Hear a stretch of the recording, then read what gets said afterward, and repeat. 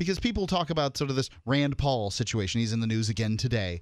And it may very well be that Rand Paul is being labeled libertarian by everybody but Ian. What a joke. Most people. But what are you talking about? There's all kinds of people that don't like Rand I'm Paul. Sorry. Most the major news or at least sources don't like the things he says. The major news sources and things like that, right? They're labeling him libertarian. That's unfortunate. If he ends up as president, and that is not unlikely, if looking at the field today. Are you predicting that you think Rand Paul could be president? Did I predict it? I don't know. You said it's not unlikely. There you go. It is not unlikely. Therefore, you think it's likely. No, I say I'm not. I would not be stunned if he ended up as the president.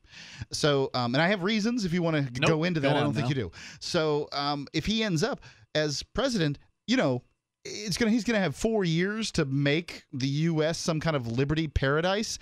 I don't know whether anybody. Not even Ron Paul would have done Herculean task and couldn't be managed. So there's going to be problems. The economy is already a disaster right now, and he's going to be taking over. And it could be the worst thing for the liberty movement entirely if somebody who's labeled a libertarian gets into some major office. Well, that's a good reason to pull all of your support for Rand Paul. I don't know. I think that he does. I mean, you have to recognize, Ian, that there is this widespread perception that he is like very libertarian, Tea Party. It's unfortunate.